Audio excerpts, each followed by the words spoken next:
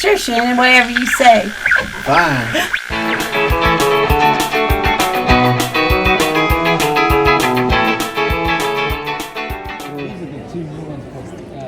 Yeah. Brand new. Yeah. The originals for sale. His original. That's crazy. He painted that. God. Dog. Acrylic. That is sick, man. Look at her eyes. The detail on that too, man. I just have one question. I'm just curious. What inspired you to start doing artwork? I'm just curious about that. It's all right. I mean, the truth of it all is it was a means to entertain myself because I was a neglected child. Like, I wasn't given enough attention, so I had to like find something to do. Right. You know, I wasn't from a rich family, so I had to kind of like make do with what I can find. And the easiest form was to just pick and draw things that I wanted to see. You know, and that just allowed my imagination to thrive.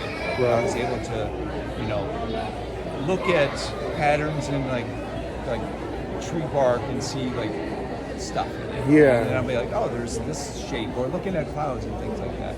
So, you know, I was able to strengthen and develop my imagination. And it's healthy to have a strong imagination, and it's helped me in my career over the years. Right. And horror was that your first love and topic was horror stuff, or did you? Maybe. Like I think one of the things that like inspired me was that put me on this path was like Kiss. Okay. Oh. So I was born in '71. And Kiss was in the mid '70s. Phantom in the Park. Obviously. Oh, I love that. Yeah. Even though it's a ridiculous film and they're a ridiculous band, I enjoy them. I like the music. Yeah. It's fun. It's good party type music. Right. And so I liked certain elements of it, especially the Gene Simmons character is all like was like frightening.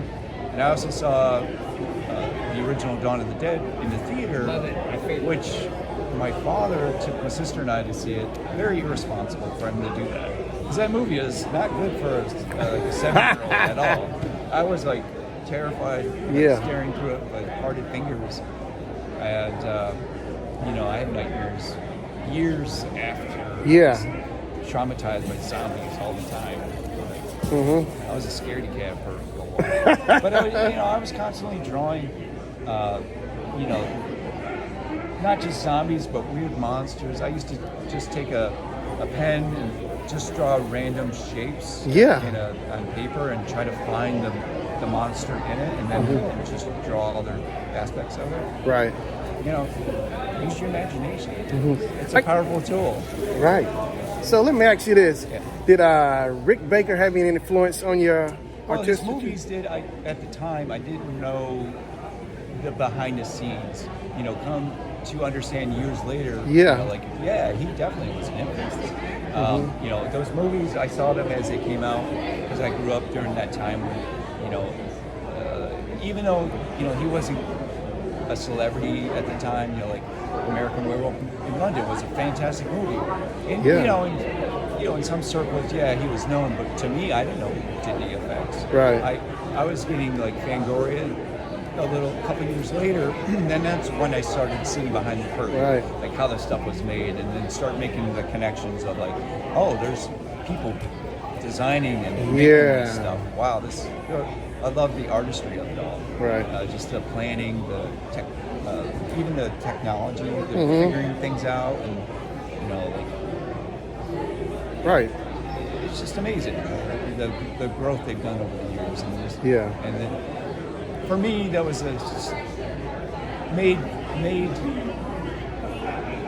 like it's not like doing this isn't magic, right? So there's a methodology to it. You have to make an attempt. You improve upon it. You get better at it. Right. And so that showed to me that people did variations of designs. They got better at it. They improved upon the monster making process.